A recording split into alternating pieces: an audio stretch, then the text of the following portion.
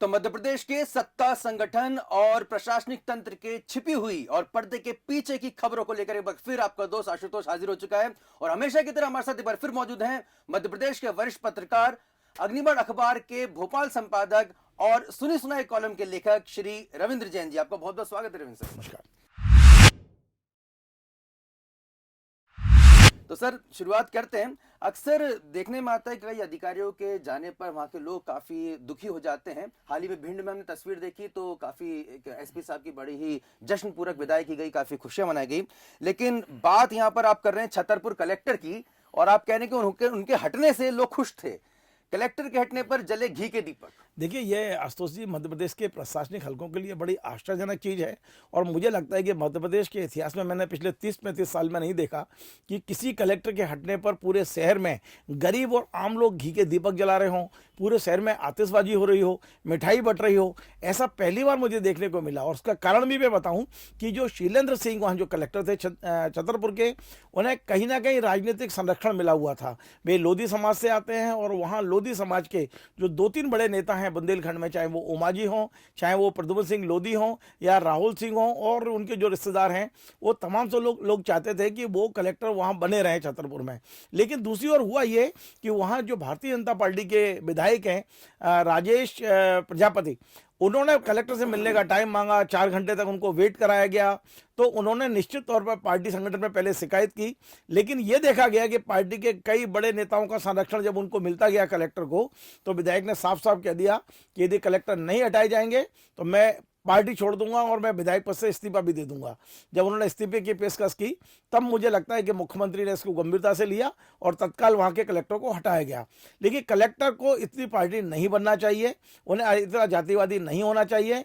इसके पहले भी शैलेंद्र सिंह होशंगाबाद में कलेक्टर थे, वहाँ एसडीएम राकेश श्रीवास्तव जी से उनका झगड़ा हुआ, तमाम सारी अखबारबाजी हुई, वहां से हटाया गया। छतरपुर गए तो जब वहां छतरपुर से भी हटाया गया तो घी के दीपक जले हैं।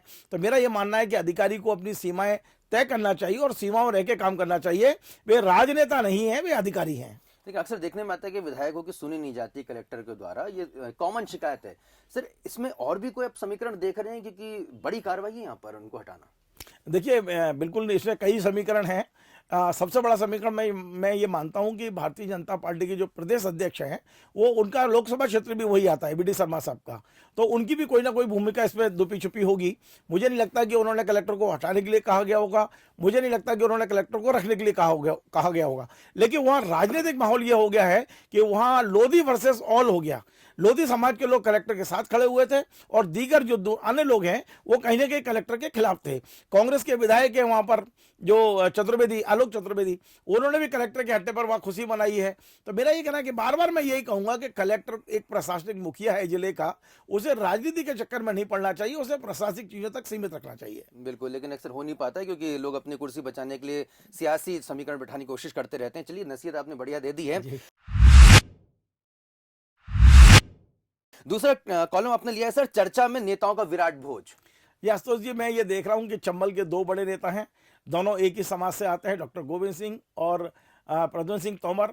संयोग से इस सप्ताह गोविंद सिंह जी के भतीजे की और प्रद्युम्न सिंह तोमर के भतीजी की शादी थी और दोनों ने ग्वालियर और भिंड में बड़ी बड़ी दावतें की। और आशुतोष जी, मैं देख रहा हूं कि इतनी बड़ी दावतें आमतौर पर नेता रखते नहीं हैं।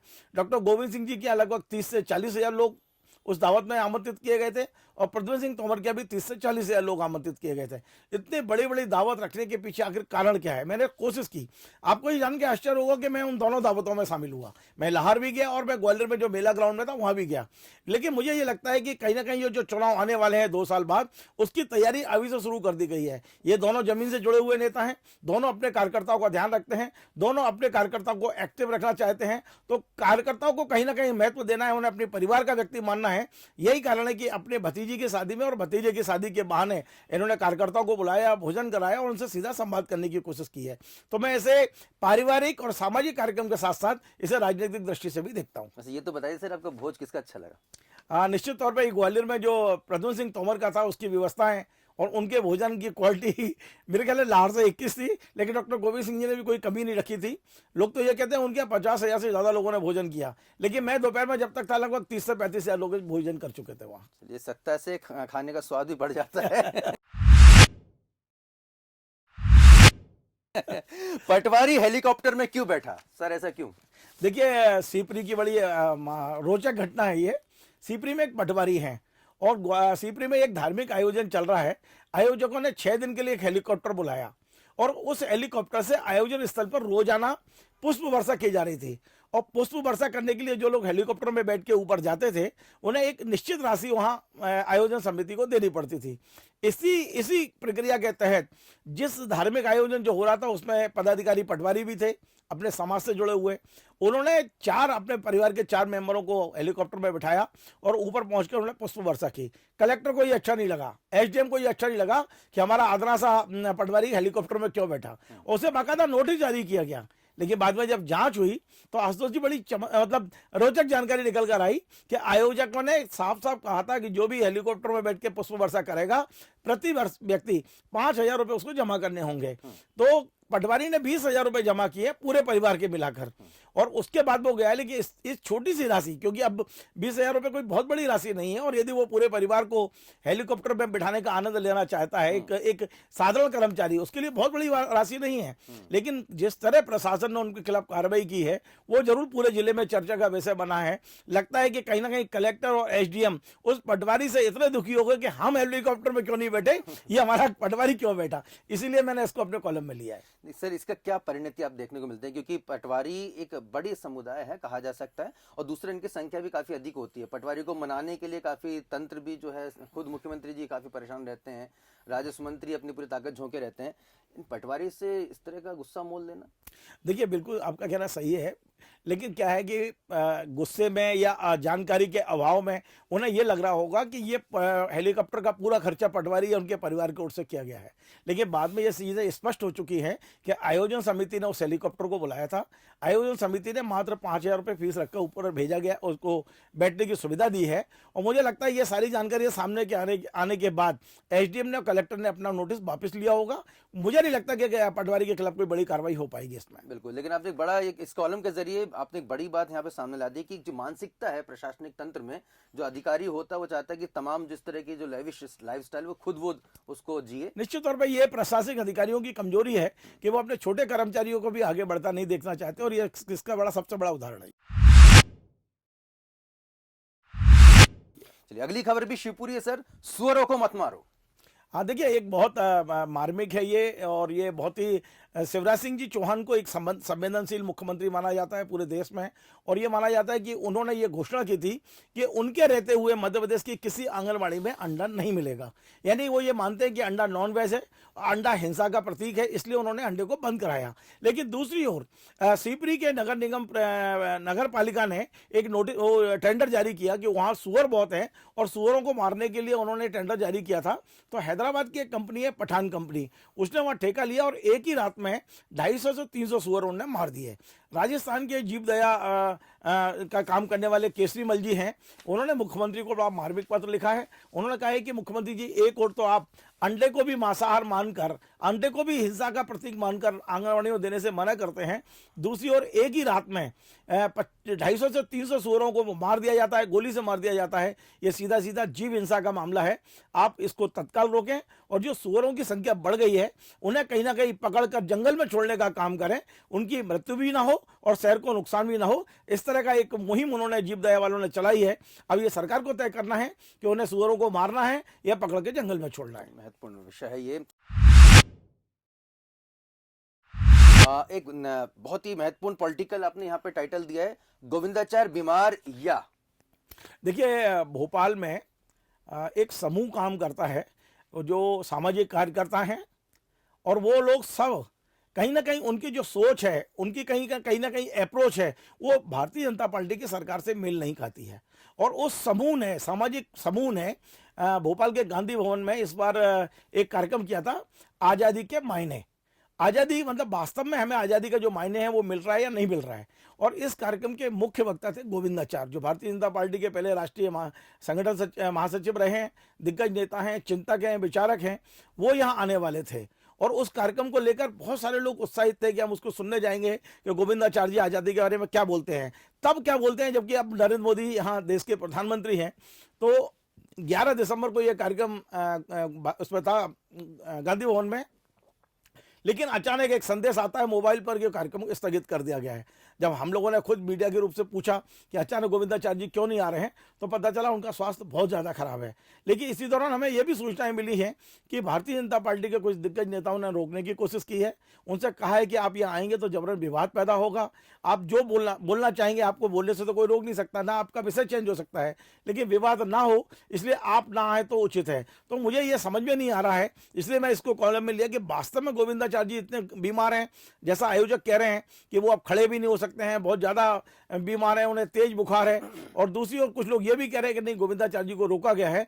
तो अब ये तो तय होगा समय के साथ कि गोविंदाचार्य जी वाकई बीमार हैं या उनको रोका गया है, क्योंकि आयोजक कह रहे हैं कि बहुत जल्दी दोबारा गोविंदाचार्य से तारीख लेंगे और इस आयोजन को हम फिर से करेंगे। बिल्कुल, आयोजन फिर से करेंगे। ये भी सर विडम्बना है कि गोविंदाचार्य जी हों चाहे सुब्रमण्यम स्वामी हो, जब इनकी विचारधारा काफ़ी जब प्रबल रहती है तो उनको सुनने के लोग आते हैं, और एक समय ये विचारधारा शायद उन पार्टियों के अनुशासन की सीमाओं के परे चली जाती है, तो शायद इस तरह की। देखिए, नरेंद्र मोदी जी के आने के बाद कई विचारधाराएं फोल्ड होकर अलमारी में रख दी गई हैं। चलिए, मध्य प्रदेश के अपने स्टेट बार काउंसिल का जिक्र किया। यहाँ पर एक स्टेट बार काउंसिल, 2 चेयरमैन। देखिए, मध्य प्रदेश बार काउंसिल बहुत महत्वपूर्ण संगठन है मध्य प्रदेश का। वो हाई कोर्ट में जो वकील हैं, मतलब हजारों वकील इस संगठन से जुड़े हुए हैं, उनकी एकमात्र संस्था है और ये बड़ी प्रतिष्ठित संस्था मानी जाती है। पिछले दिनों आपने देखा होगा कि भोपाल के विजय चौधरी जी इसके अध्यक्ष चुने गए थे, और विजय चौधरी जी को अभी 1.5-2 महीने पहले अटैक आया था। अटैक आने के बाद विजय चौधरी साहब ने एक इस्तीफे की पेशकश की थी कि भाई मैं अब काम करने में शायद उतना सक्षम नहीं रहूँगा, और जैसे ही उन्होंने इस्तीफे की पेशकश की, वहाँ पर बगैर मीटिंग बुलाए, बगैर एजेंडा किए, एक दूसरे गुट ने शैलेंद्र वर्मा जी को वहाँ अध्यक्ष चुन लिया गया। लेकिन अभी जब मंडे को वहाँ बैठक हुई स्टेट बार काउंसिल की, तो वहाँ 2 अध्यक्ष आ गए, एक वर्मा जी आ गए, एक चौधरी साहब पहुँच गए। चौधरी साहब का ये कहना है कि अब मैं स्वस्थ हूँ, मेरा उपचार हो चुका है, मेरे मतलब हार्ट में स्टेंट डल चुके हैं, और अब मैं इस्तीफे देने की मूड में नहीं हूँ। उन्होंने अपने इस्तीफे की पेशकश को वापस ले लिया। लेकिन दूसरा गुट कहता है कि नहीं, आपकी इस्तीफे की पेशकश के बाद हमने तो सर्वसम्मति से वर्मा जी को अध्यक्ष चुन लिया है।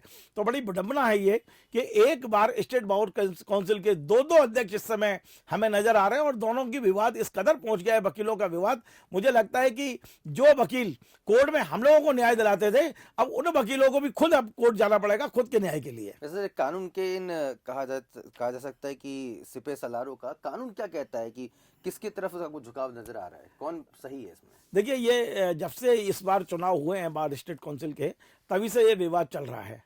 और मैं देख रहा हूं कि लगातार पहले भी एक अविश्वास प्रस्ताव पारित हुआ था विजय चौधरी साहब के खिलाफ, लेकिन उन्होंने उस समय भी इस्तीफा नहीं दिया। लेकिन दुर्भाग्य से अभी अटैक आया, अटैक आने के बाद उन्हें लगा कि मैं इन सब चीज़ों से मुक्त हो जाऊं, लेकिन उनके समर्थक भी उनको वहां से हटने देना नहीं चाहते हैं। एक बहुत बड़ा विवाद की स्थिति इस समय बनी हुई है। इंदौर और भोपाल के ज़्यादातर वकील चौधरी साहब के साथ हैं, पर लेकिन जबलपुर के काफ़ी वकील ये चाहते हैं कि एक नया अध्यक्ष चुना जाए। तो ये विवाद अब कहाँ जाके टिकेगा, मुझे लगता नहीं है कि आसानी से हल होगा। मुझे लगता है कि ऐसा ना हो कि बार काउंसिल के अध्यक्ष का विवाद भी हाई कोर्ट के मतलब जो चीफ जस्टिस है उन्हीं को फैसला करना पड़े। फैसला बड़ी बात हो जाएगी। और अब अंत में आप लिख रहे हैं, मध्य प्रदेश विधानसभा अध्यक्ष की आंखें हुई दुरुस्त। ये भी बड़ी अच्छी एक मुझे जानकारी मिली थी और मैंने उसका उपयोग किया। दरअसल विधानसभा सत्र 20 तारीख से शुरू होगा, इसी 20 तारीख से अगले मतलब सोमवार से, और विधानसभा स्पीकर को कहीं ना कहीं मोतियाबिंद की दिक्कत थी, ठीक तरह से वो देख नहीं पा रहे थे।